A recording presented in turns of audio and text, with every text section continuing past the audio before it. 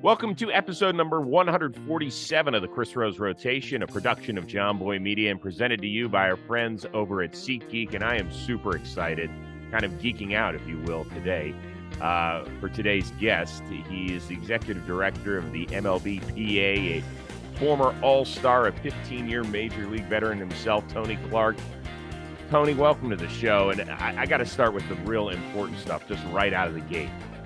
That is a real beard, right? I mean, that's authentic. That's not like James Harden. I take it off at night and hang it somewhere and then put it on in the morning. No, it is authentic. And for whatever reason, I bypassed gray altogether and went straight to white. I don't know how that happened, but yeah, no, it's authentic.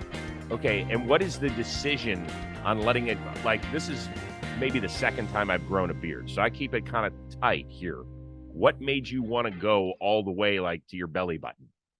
I don't know that there was really a plan. I still don't know that there's really a plan at this point. So as much as it is where it is today, it could be gone tomorrow. No. My wife would be excited about it at least being trimmed up, if not removed altogether. But we're making it work. Yeah, I mean, really, that let's be honest here. It's not your call. That's right. That's exactly right. That's exactly right. Yeah. Okay.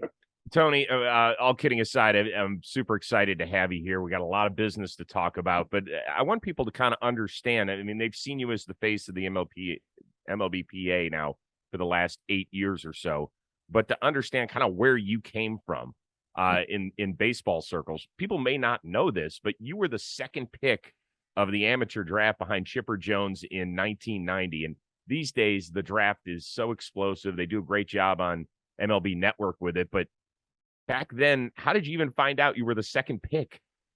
Well, it's ironic, Chris. At the time, I was really focused in on basketball, and so as teams came out and scouted and sat down in our living rooms and talked to us about the draft and the opportunity to be drafted, I told them, you're more than welcome to draft me, but I'm going to school and I'm playing basketball, and so if that works for you, that's great. If not, I understand. And so, come draft day, I was actually at a senior class retreat up in the hills in San Diego, and there was only one phone at the retreat, and so for me it was kind of crazy. The guys on our baseball team, the seniors anyway, were there and kept prodding me to ask, whether or not I had gotten drafted, and I said, guys, let's just finish the day. I'm not really focused in on that. And finally, after a number of hours, I literally went into the camp office, jumped on the phone and called my dad and said, hey, the guys are all around and wanting me to find out whether or not I got drafted. What's the word? Have we heard anything? So this is about halfway now through the draft day. And my dad says, yeah, you were drafted second by the Detroit Tigers, and starting to have some dialogue with them even as we speak. And so I didn't know initially, wasn't really focused on it initially. And if it wasn't for the baseball guys that happened to be there at the class retreat, I don't know that I would have found out until we had gotten back home a couple of days later. That's unbelievable. There's people listening. They're like, wait, there's only one phone, and of course it's sticking on the wall. That's right. Pick up the receiver. There's the big windy cord that you can walk about 8 feet with. That's. I mean, was there a big roar after you told everybody? Was there a party? What was it? Yeah, the guys went nuts. The guys went nuts, and of course, I told my dad on the phone. I hope that the Tigers understand, because we told them I'm going to school and playing basketball. So whatever conversations that we have are going to have to incorporate that, and they did, and we were able to find some common ground. But yeah, the guys went nuts, and I don't know at the time I truly had an appreciation for what it meant, because I was so focused on going to school and playing basketball. But obviously, looking back on it, I wish I had enjoyed it a little bit more. I'm sure. But you ended up you started at the University of Arizona. You were recruited by Lute Olson and that crew. I think Khalid Reeves was in your recruiting class, right? Mm-hmm. That's right. Chris Mills was there. Sean Rooks was. I mean, Arizona was the big deal. But you signed with the Tigers and they let you play college hoops? Yeah. So we came to an agreement a few weeks later. That afforded me an opportunity to go to school and come September and play basketball, and then I'd go play minor league baseball during the fall. So at the end of May, June 1st, I would jump on a plane, and wherever they sent me, just jump into the season and play for 3 months, and then I'd go back to school September 1st and play basketball again in the fall and winter. And I had 3 years by which to do that, and then after year three, I had to decide what it was I was going to do. So you started your first year in Tucson, then you transferred to San Diego State, and you played your last 2 years there. How close were you? Because you led San Diego State in scoring one year. How close were you to going the NBA route instead of the MLB route? I actually thought I was better at basketball than at baseball, but unfortunately, I blew out my back a couple of weeks into practice at U of A, and was able to stay on the court with some medicinal help, but ended up having back surgery at the end of that year, and I missed the whole summer of playing baseball that summer, and so unfortunately, I never really was the same after that. So I had some moments here and there, but as anyone would tell you, during my time at San Diego State, I think I was playing every other game because I just couldn't. My back couldn't take the pounding even post operation um, in the fashion that it had previously. So I never was quite the same, and that's why, in part, after that third year, I decided just to try to focus in on baseball. The grass and on the field and the swinging didn't seem to bother it as much. So I figured, you know what, I hadn't played much. I played 3 weeks my rookie year in Bristol, Virginia, and then I didn't play my second year. And then my third year, I played, I want to say a month and a half, and then I partially tore a ligament in my wrist and got shut down the rest of that summer. So rather than go back to school after year three, I went to the instructional league. I could only hit right-handed. I couldn't switch hit because my wrist was still off. And then went to my first spring training in '94, which of course was what ended with the strike at the end of the year. But it was an interesting road, one that didn't have me get a whole lot of bats in the minor leagues because I was literally hurt every year, even post back surgery. But was fortunate, even despite that bumpy road, making it to the big leagues at the end of '95. All right. Well, I'm a huge sports fan. I've covered sports for 30 years or so. I have to admit, I did not see much Tony Clark on the hardwood, but I saw your numbers in high school. They were ridiculous. You averaged almost 44 your senior year. You had 64 in a playoff game. Give me the scouting report. Give me the 30-second scouting report on Tony Clark. 30-second scouting report. 6'7", 190, 195, two guard, 2'3", shooting guard, small forward. Defense, not his forte. Runs well, jumps well, but can score from anywhere on the floor. Good. Could you shoot the three? Chris, if you ask anyone who saw me play, they would tell you that I was that guy that was open once I walked in the gym. So you were Reggie Miller, like anywhere on the floor, I'm pulling it. That was what I did well. That was what I did well. You still hoop? No, no. I get the itch to at least shoot from time to time, but no, not not after I made the move to New York, probably about 10, 11 years ago. But it's still in there. I still watch, and we were fortunate. My wife and I had our oldest daughter played ball in college, so got a chance to live vicariously through her and watch her play. I love that. Well, these days you're throwing elbows a different kind underneath. So that's cool. That's right. That's right. Hey, more of the Chris Rose rotation coming your way. But first, I want to tell you a little bit about Win Reality. That is the VR baseball training application that's available on the Meta Quest 2.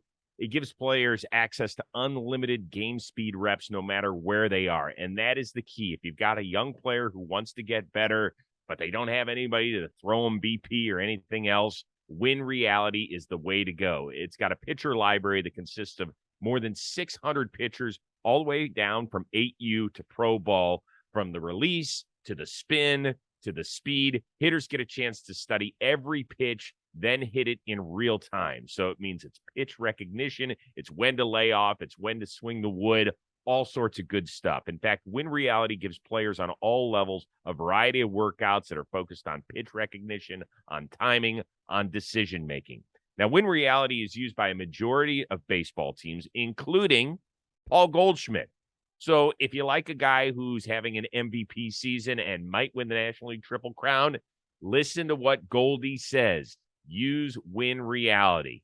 If you don't want to just take his word or my word for it, how about coaches who are evaluating players? They all rave about it. Parents love it as well and what it's done for their son or daughter out there and the enjoyment of the game. And keep in mind, Win Reality isn't a game. It is a revolutionary tool that improves hitting in a real game of baseball in season. So what I want you to do is go to winreality.com/rose. Sign up today. So you come up with the Tigers in 1995, and I forgot that Sparky Anderson was still the manager when you got up there. I mean, holy smokes, to be managed by a legend right out of the gate. How intimidated were you? There weren't too many days where, despite being 6'7", 250 at the time, that I was actually comfortable. The locker room was filled of veterans, which I am hugely grateful for, and knew that if I was running my mouth and I was comfortable, then I wasn't learning and wasn't listening. So despite being the biggest guy in the locker room, my mouth stayed shut. I oftentimes had to take some Pepto to calm my stomach down just so I could do the job that I needed to do. But yes, playing for Sparky and being surrounded by Cecil and Alan Trammell and Lou Whitaker and Lance Parrish and the like, the guys were tremendous for me, despite pushing in all the ways that you would expect a veteran club to push a young guy. But I'm grateful for it. Plus, you got to play in Old Tiger Stadium, which was, I was there as a visitor a few times. It was interesting. Yeah. Let's put it that way. You must have banged your head in that dugout, that low dugout, like at least 10 times a season. Yeah, it wasn't made for guys that were really over 6 foot. But to your point, I mean, it was. I didn't really appreciate it as much as I should have until we were no longer there. And what I mean by that is, Al Kaline, God rest his soul, he was somebody that talked to me often. He was around the ball club often, even then. And I was grateful to spend the time both on the field and off the field that I did with him. But I knew I was standing in the same batter's box that he did. I knew that I was working in the same cages that he did. I knew that I was in the same clubhouse that he was in. And when you get past the small dugout, when you get past the low walkways and small locker room, you get out on the field. The cathedral that was Tiger Stadium was awesome. And I was grateful coming up in 95 through when we wrapped up there in 99 to have played there for 4 or 5 years before we moved on to Comerica Park. So what was it like? You know, these days I think that rookies, and I am appreciative of this. I think that we've just progressed so much as a society, and that coincides with the baseball world, that guys are so much more welcoming than they used to be. And I'm not here to have you tell tales out of school, but it was different back then, man. I mean, it was way different when young guys come up. It's almost like, really? What are you doing here? Now they're like, hey, come on, you got to help us win. So what was it like to be a young guy on that veteran-laden team? It was challenging, but challenging in the way that was beneficial for me. In other words, I remember even the first spring training in big league camp, where I had never been to spring training at all before, because I was going back to school and playing basketball. So I had no idea what spring training was about. And my first camp was big league camp. And so for day one, we're out stretching, and I'm off to the side as the veterans are walking around, chatting it up at a pretty good clip. And Skip comes out, and the first thing he says at the very first day of spring training is guys, I got a question for you. What do Tony Clark and Michael Jordan have in common? And this is day one. And so I'm already uncomfortable. And the first words weren't, welcome to the 94 season. It wasn't any of that. It was that comment or that question. And of course, the guys jumped in something fierce. Yeah, what do we got, Skip? What do we got? And his comment was, neither of them have played baseball since high school. And yeah. And so to say that was my day one, and lent itself to being uncomfortable the rest of the time is an understatement. But in doing so, even that same day, some of the veteran guys pulled me aside and said, "Hey, you need to be more concerned if guys aren't talking to you or aren't talking about you. So just understand we're doing it to find out what you're made of." And so, at the same time they were digging and they were prodding and they were pushing, they were also encouraging, and letting me know that they had my back despite the push, even if it comes off a little differently, but that they're expecting big things from me whenever it is that I actually get up to the big league. So again, uncomfortable, but encouraging, such that I could continue to grow and develop in the fashion that I needed Okay, MJ. Well, let's continue on here. to. Toward the back half of your career, all anybody ever said, what a tremendous leader Tony Clark is. And so there's no surprise you're in the position you're in today. But obviously you had to learn that from somewhere. Was there a particular moment where you were like, wow, that's how a veteran teaches a young guy when you were the young guy back then? Did Trammell pull you aside? Did Sweet Lou? Was it Cecil? Was it somebody else? It was really a process, and if you'll allow me to, when I was in short season A ball in Niagara Falls, New York, we had an off day heading to Oneonta, and we stopped at the Hall of Fame, and our team went through the Hall of Fame. Uh, we were there probably 5 hours, give or take, and I think I spent about three and a half, almost 4 of those 5 hours in the Negro League section of the Hall of Fame, and I listened to video, and I read the plates, and learned a lot about why I had the opportunity that I did. I knew a lot about basketball history because that was much of my focus, but I didn't know much about the baseball history, not as much as I should have or could have. And so spending the time then in the Hall of Fame let me know just what kind of responsibility I had. And the opportunity that I had, should I make it to the big leagues. And even if I didn't, to make sure that those who came from similar backgrounds, those that looked like me, had a better opportunity to pursue their dreams than I did. So leaving there, and then getting to camp in '94, and then obviously the strike at the end of that year, and that off season, where, because I had actually a good year in Double A that year, got moved up to Triple A, and was told that I was coming up at the time that everything got shut down. What that lent itself to was a lot of the veteran guys that offseason making sure I was okay. Hey, we know it's a challenging time. We know there's a lot of things flying around. Are you okay?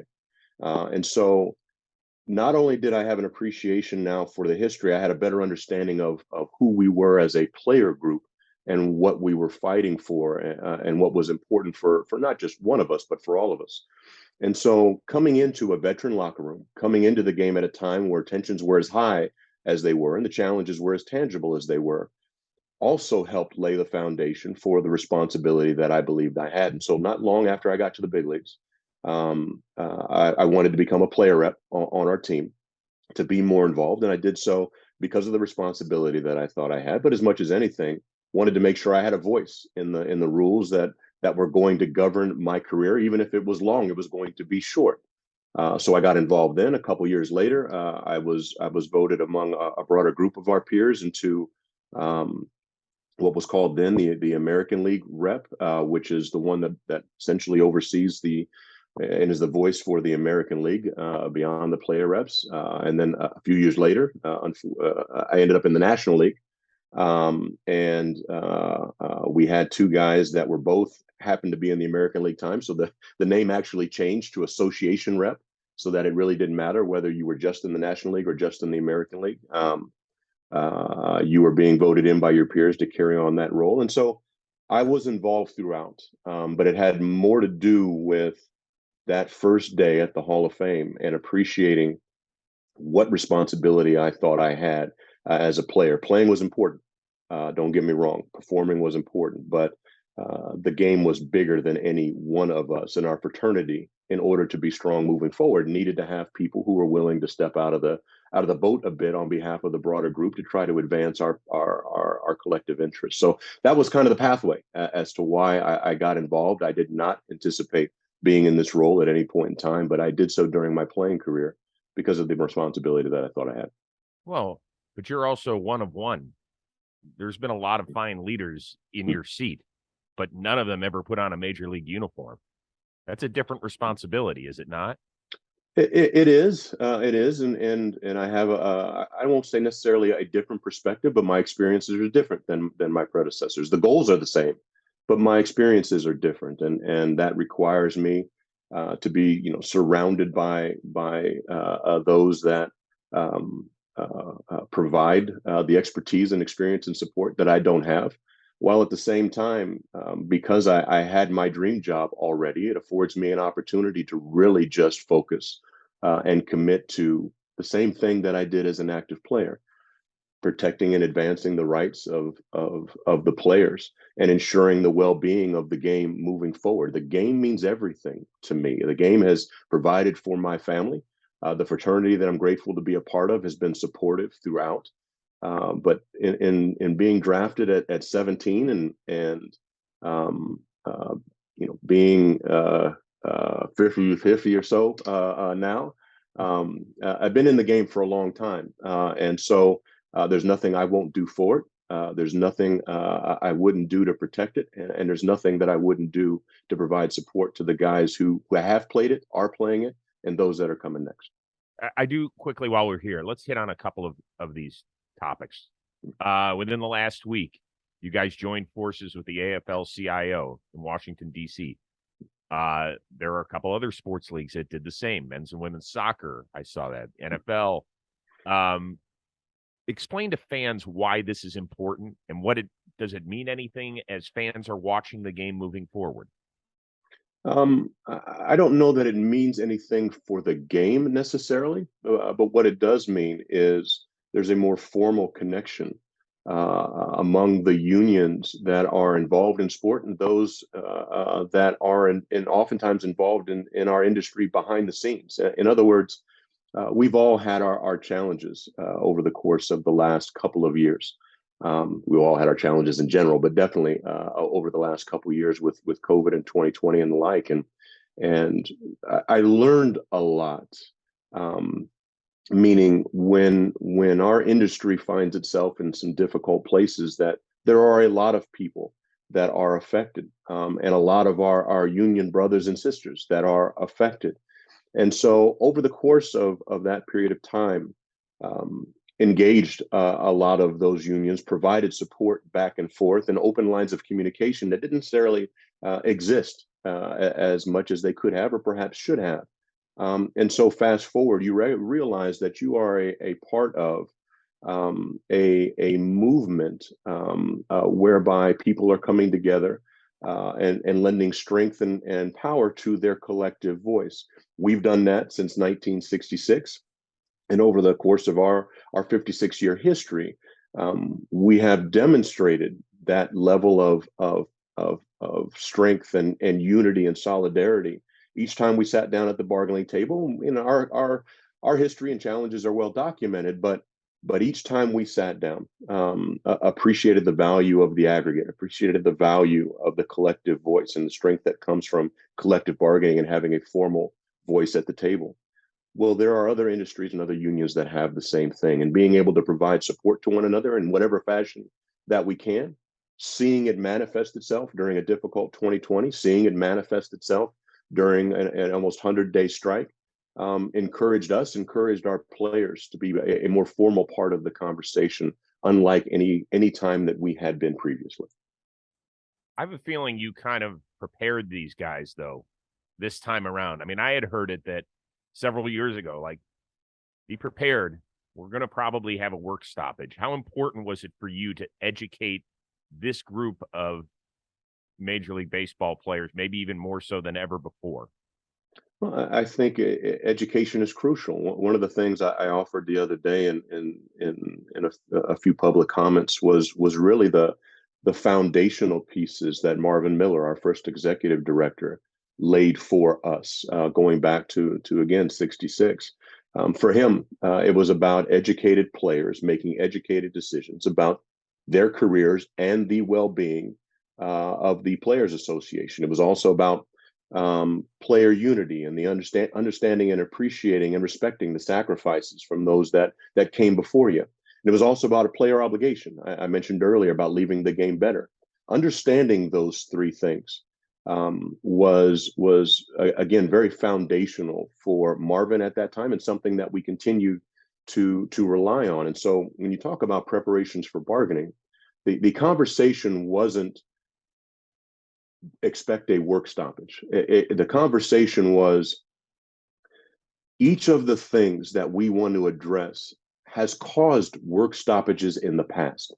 So guys, let's have our eyes wide open here and understand that as you look to make progress in any one of these particular areas, that is a possibility, and we need to prepare accordingly. But understand what it is that you're fighting for and why it is that you're fighting for it, both for the betterment of the player group, but as well the game on the field. And so that was what they heard from us over the course of a few years. And seeing a number of things happen firsthand in 2020, I think, was an eye opener.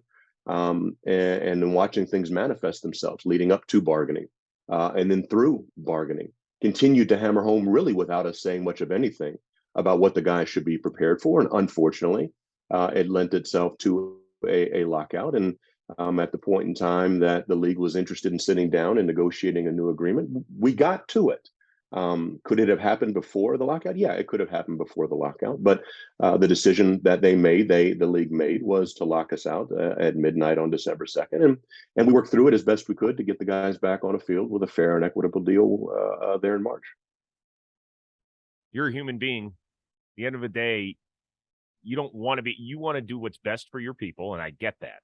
At the end of the day, you don't want to be the guy who has the first work stoppage in almost 30 years on your watch.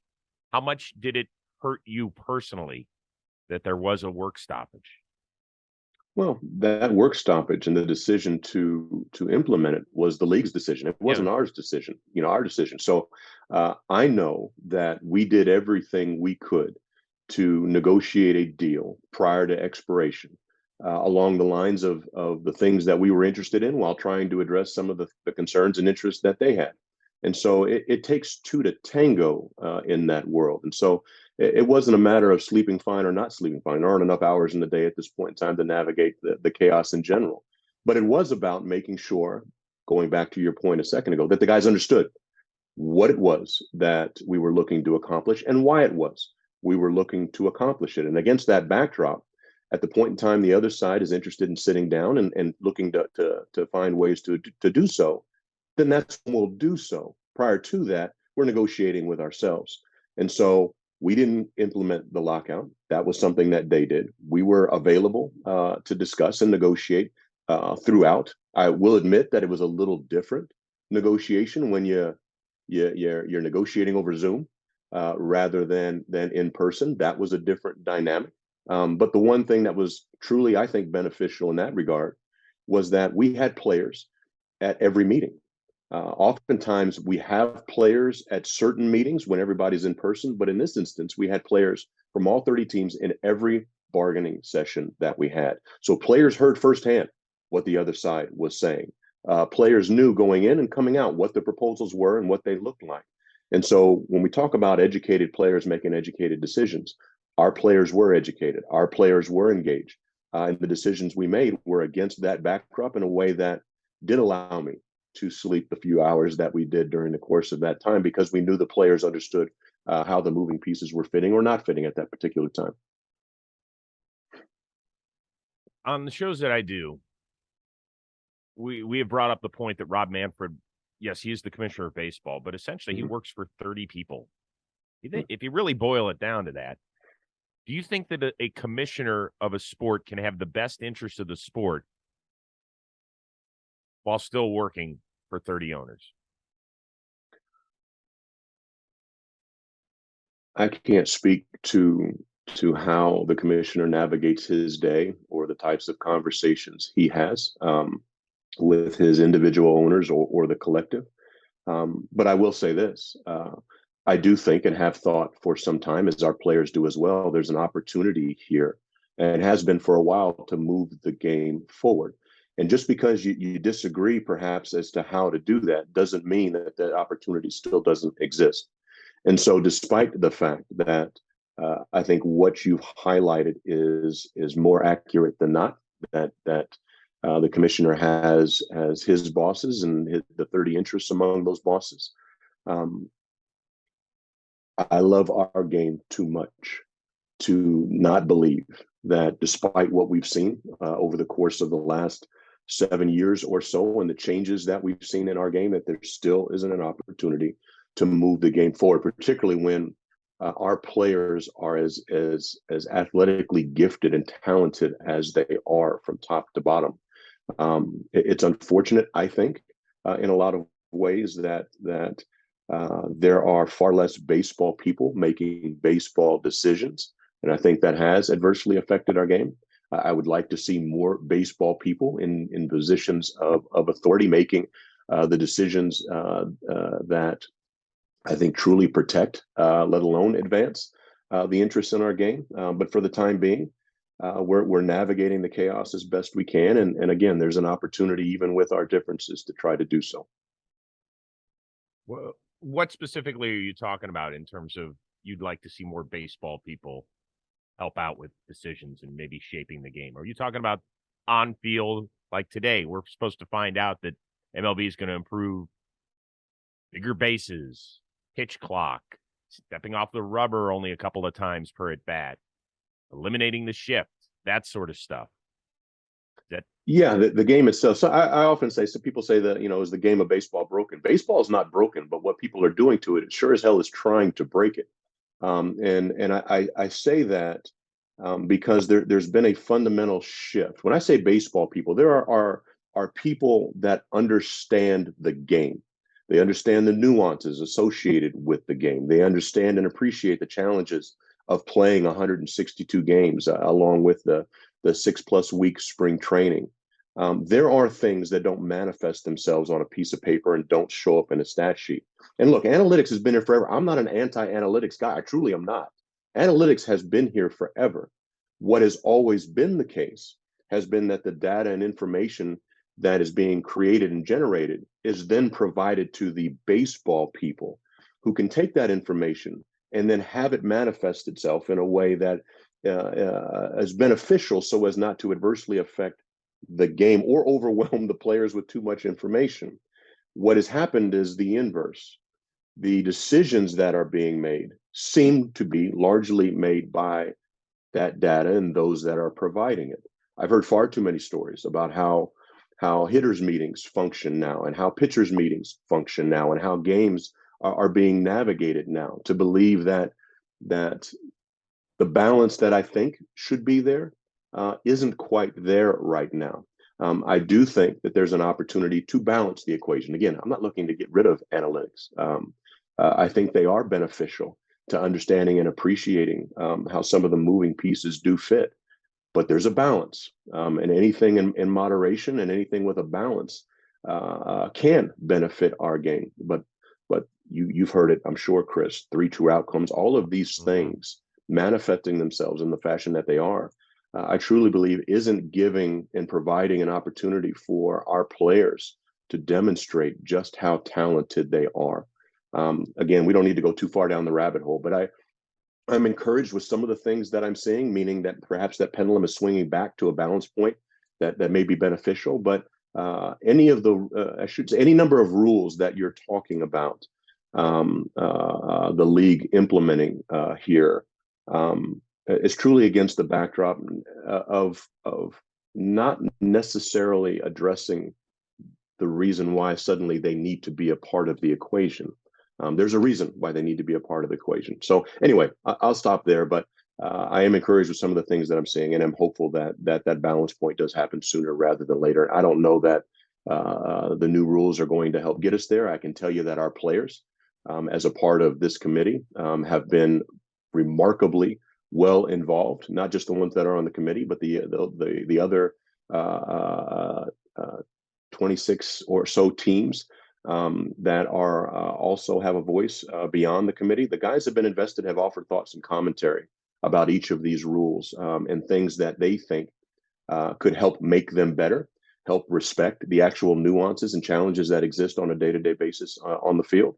And we'll have to see whether or not they're incorporated into what the final decision is. If they are, great. that gives us an opportunity to move forward together in a way that we think is beneficial. If they aren't, well, then that says something too. But we'll have to see. Yeah, I mean, listen, I'm all for trying stuff because I think that I've never seen a group of baseball players in the 45 years I've been watching the game that's better athletically. I just want to see it on the field. You know, Yeah. I can't Yeah. tell how great an outfielder is athletically when the ball keeps flying over his head or it never makes it past home plate. So I just want to see that as a fan. That's all. And I'm willing to try stuff. I don't know if it's going to work. You know, I don't know if banning the shift is going to work, but you know what? When my 16-year-old who's a baseball player sees a seed hit right up the middle and the shortstop doesn't have to move and the ball hits him right in the chest, he's like, Dad, that's why I'm going to go play video games. I can't watch a guy do what he's supposed to do at home plate and then not be rewarded for it. I said, okay, makes sense. Yeah, understandable. Yeah. Understandable. Want to get back to your playing career. If as a player you could only pick one all-star game to participate in over the last 40 years, let's say, there are two that come to mind. 99 at Fenway when everybody surrounded Ted Williams. 2001 up in Seattle when we bid adieu to Cal Ripken Jr. and Tony Gwynn. You were fortunate enough to appear in the latter. What is your lasting image from that? What was your best experience from Seattle that year? You know what's interesting?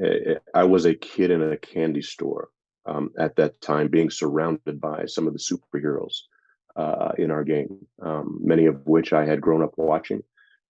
Growing up in San Diego, Tony Gwynn, it's, his jersey is over my shoulder. He was and meant the world to me.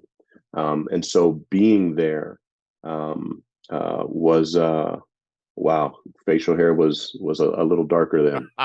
And hair on top. Man. Yeah, I was grateful. I was humbled. But there's really one thing that jumped out to me, and that was Clemens started that game for us on the American League side, and when he came out into the dugout as we were done warming up, and we were all about to go out, his comment was, "All right, boys, let's go get this done." And it was one of those, yeah, we're at an all-star game, and yeah, we're going to put on a show, but we're going to win this game because that's what we do. And it was a reminder for me that amid all the chaos and the fluff and the fireworks and all the festivities, that we were being recognized as the best players in the game at that time. And we believed in the American League. We were better than the National League. So despite all the storylines, let's go win a ball game. That resonated for me. Still, it was pretty damn cool. You were at Cal and Tony Gwynn's last all-star game. I'm sorry. Let's go win the game. I got you, Rocket. Let's go. I'm with you. But man, that's pretty awesome for a kid that, got to live out a dream. It was. And again, don't misunderstand what I'm saying. That resonated for me during the game, during that time.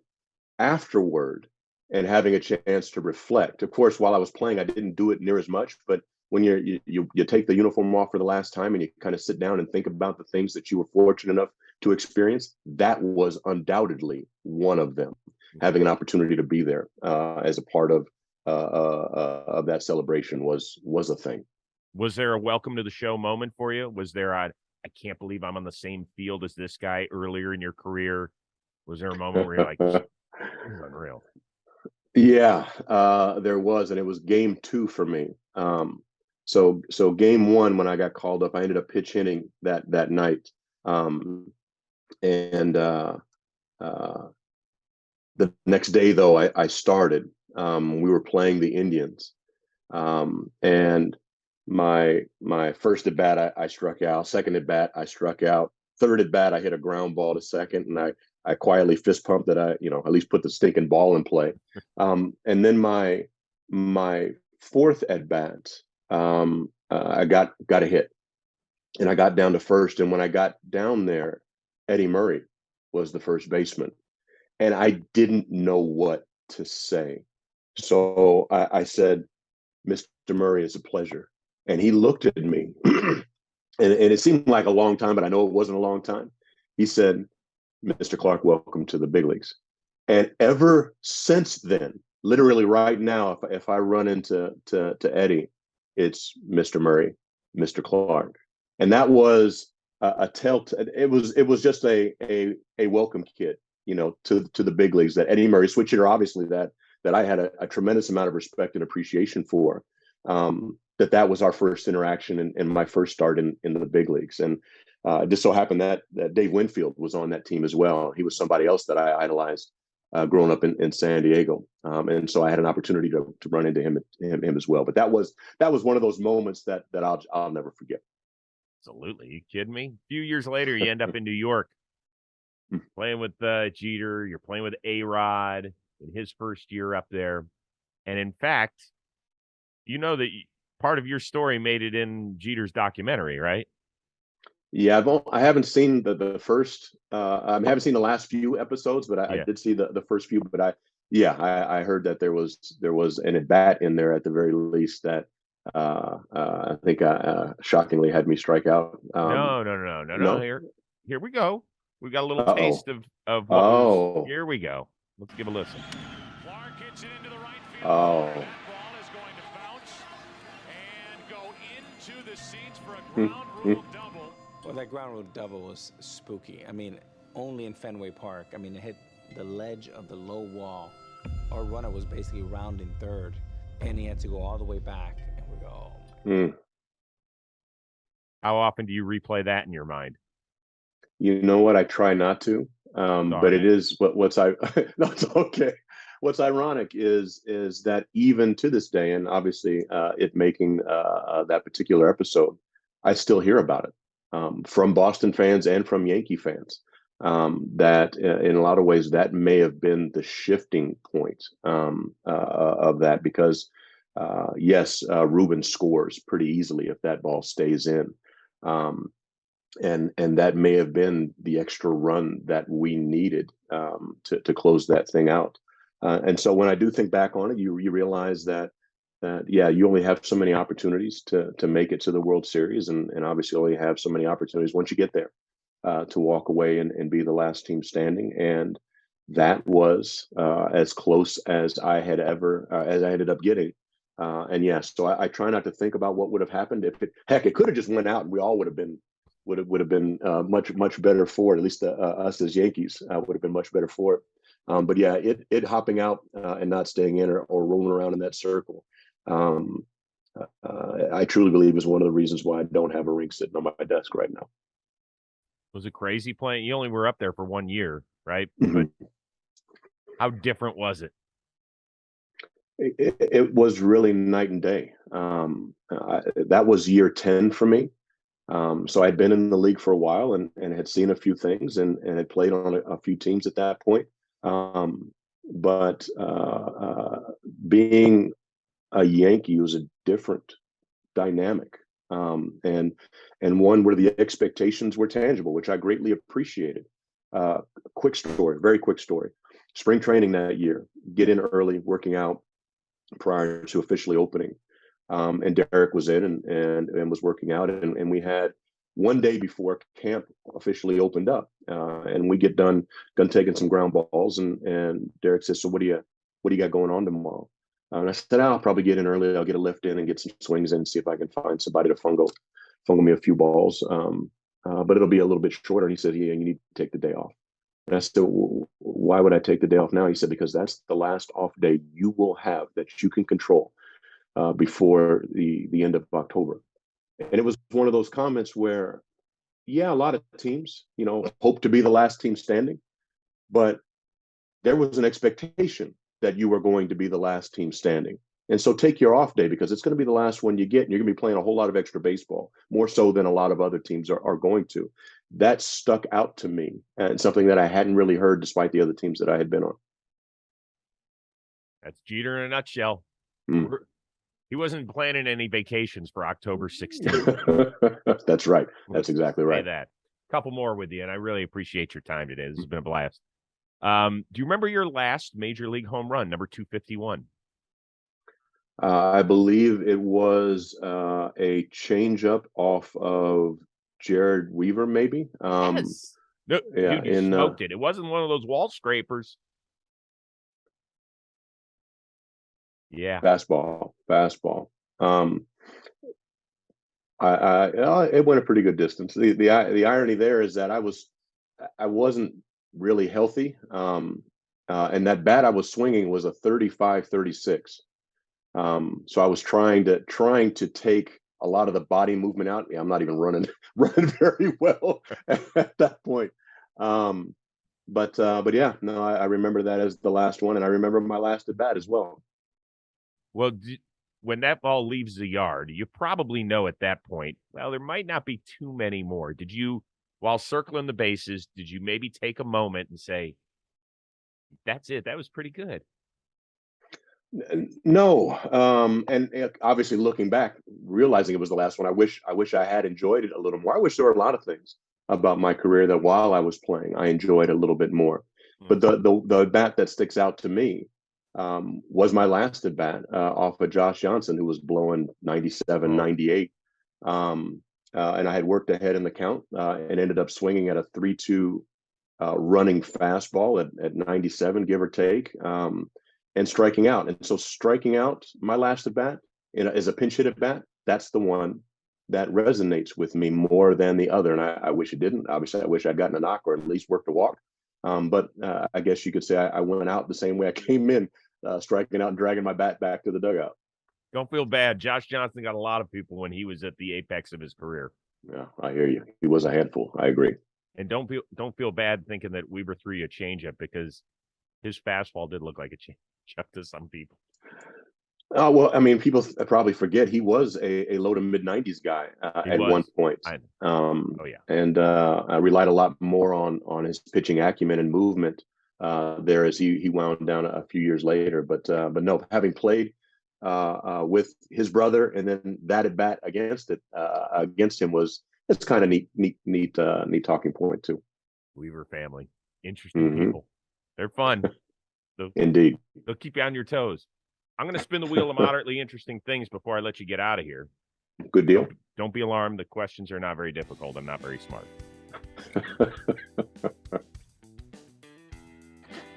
Crushing it. Oh, this could be cute.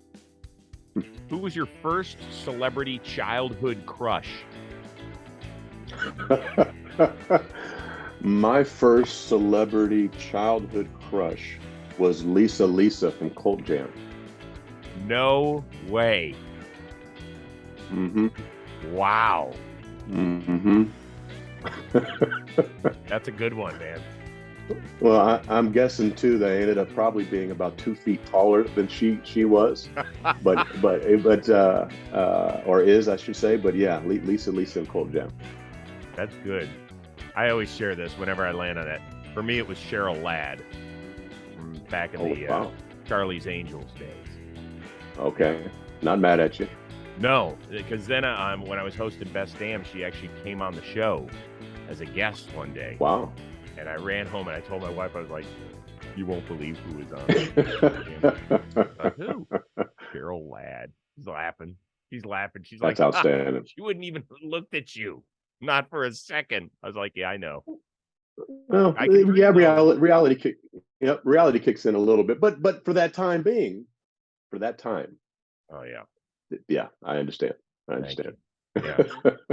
There you go. Tony, this was a blast, man. I really appreciate it. I know that your time is precious these days. You are busy. I am curious real quick about the minor league vote, which just went out less than 2 weeks ago. Once again, if an agreement does come in place, if they end up getting unionized and there's an agreement, it's very different than the one that the major league players will have. But what is the crux of the issue that fans are going to be curious about? Because we know so little about whether it's living conditions or how guys get to games or nutrition or things like what is the major issue with facing minor leaguers? Well, I think there are a number of them. Good, bad, and different. I remember my days in the minor leagues, and unfortunately, not much has changed in the last 30 years in that regard. So much of the issues are the same, but there are others that are different, and some of them are different according to organization, and some of them are different according to development level. And so when thinking about the moving pieces here of interest that the guys want to talk about, there are a number of them. We've heard from a lot of the guys on a number of them. We will follow their lead in regard to the things that they want to address, assuming we get this across the finish line at the bargaining table. But a lot of them are fundamental and similar to those of any union that's looking to organize and even our major league guys and the concerns that they have. And those are, fair pay. Those are benefits and improved benefits. Those are a standard of working condition. Again, indifferent to what level that you play or what team that you are on. And then you get beyond that, and there are some things that are particular to the minor leagues, and some of those have to do with the number of teams that are there and the number of jobs that are otherwise available. And again, you start getting into rules and other things that are often a part of the equation on the minor league side that may not manifest themselves on the major league side. All those are part of the conversation in a way that I'm guessing should, again, we get this across the finish line, that the minor league guys will want to have some dialogue on and a formal voice in moving forward. And just real quickly with where that stands, you guys have presented this to Major League Baseball, so it's in their court as of right now. Is that where it is? Right. So, Chris, what happens is once you have the requisite number of authorization cards, a percentage of the players in this instance that would like to be unionized, you have two pathways. One is voluntary recognition by the employer, in this instance, Major League Baseball. The second is to petition the NLRB, the National Labor Relations Board, and attempt to be recognized that way, should there not be a voluntary recognition by the employer. That process, the voluntary recognition piece, is what you're referring to that is happening right now. We'll see what happens. We are encouraged by the early dialogue. So if there is voluntary recognition, that means one thing. If there isn't, then there's another pathway by which the players can still find their formal seat at the table. Awesome. I appreciate the clarity on that. Like I said, this was fun. I know we get to see each other every few years at a ballpark or something like that. I Right. hope it's more frequent than that now that we seem to be a little more progressing past the COVID situation. So that's good. I hope so once too. again, I appreciate the time. Let's do this again at some point down the road. Okay, Chris, I look forward to that. I appreciate it. Special shout out to our producer extraordinaire, the one and only mustached man, Robbie Scirocco.